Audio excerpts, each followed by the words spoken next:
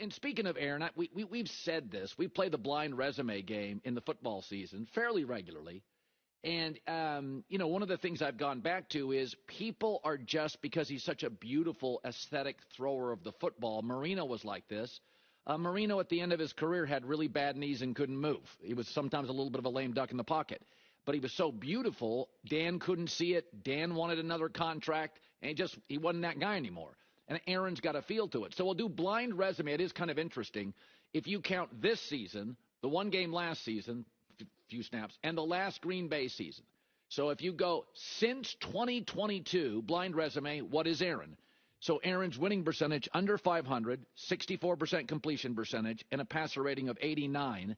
The player on the right is noticeably better, Geno Smith, in every category. I'm just throwing it out there, folks. Blind resume number 2. Aaron, again, this quarterback throws for more a game, higher passer rating, more accurate, slightly better winning percentage since 2022 than Aaron Rodgers.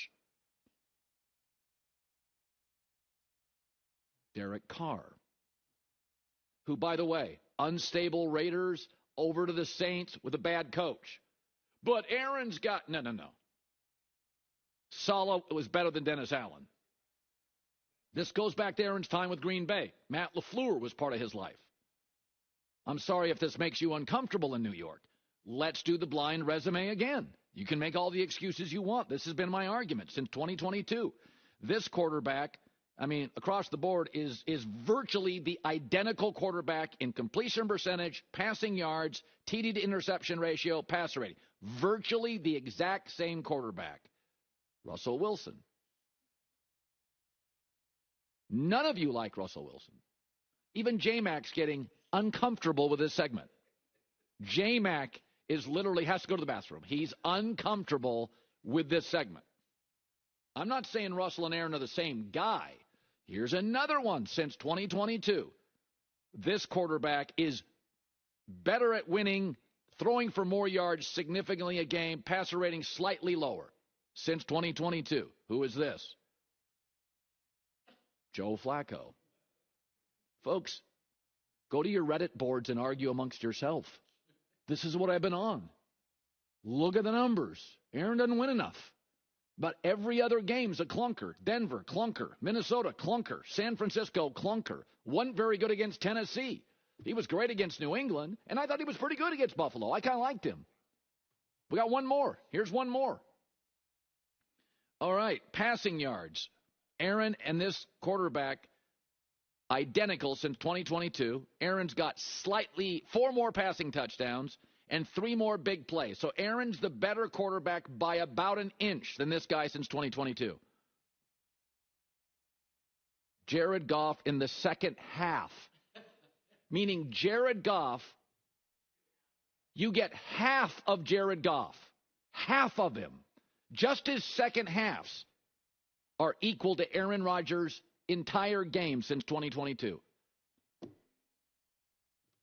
And you all bang on Jared Goff constantly. He's a pretty thrower.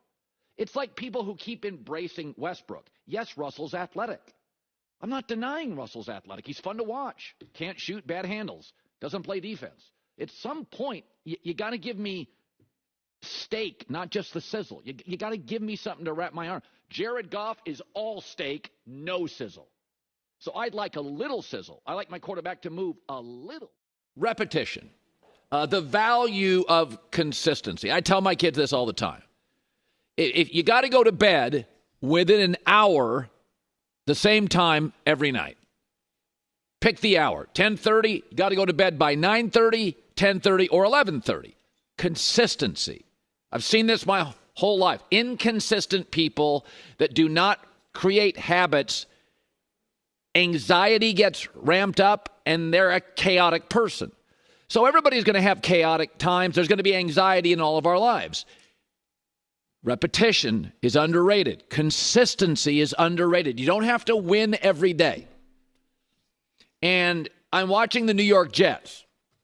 And Woody Johnson, the owner, who runs through coaches, listen to the word he uses when asked about all the moves.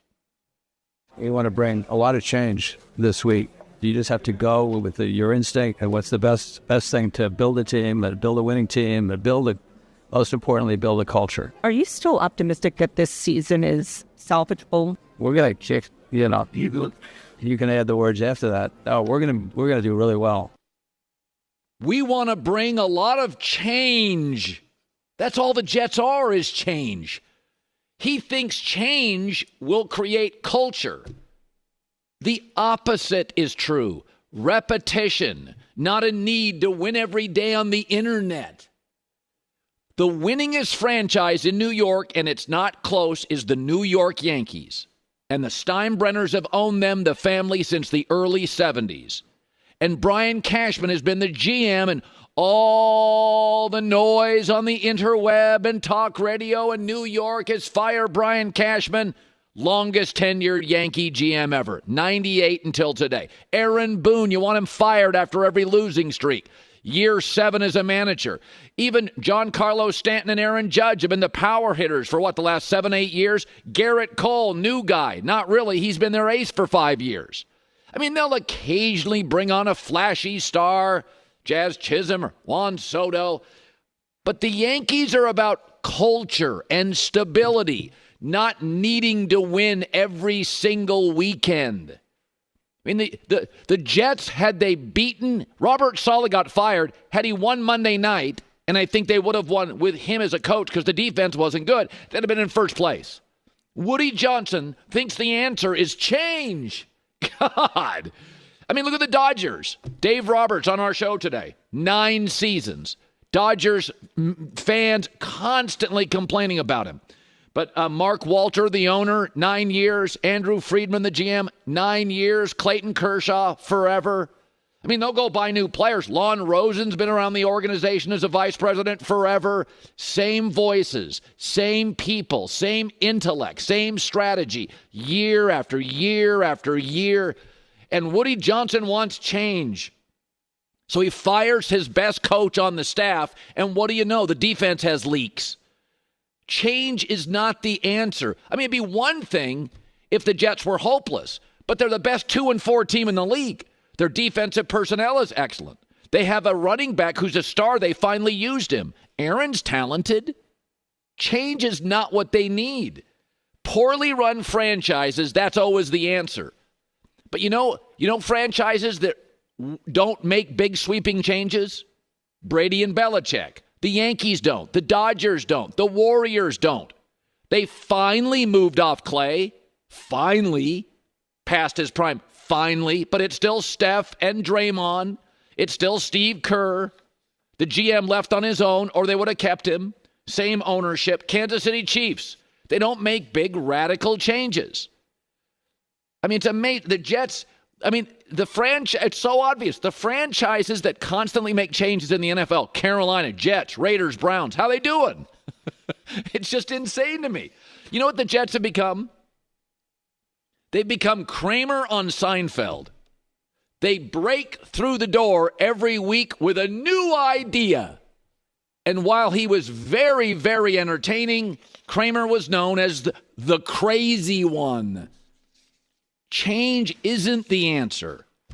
In a league that's fluid, it could be tech, it could be politics, it could be sports. Repetition, underrated. Don't worry about winning Twitter or the press conference. Yankees, here they are again, looking right at another World Series opportunity. It's amazing. We want change. Okay, Kramer, whatever. New idea every day.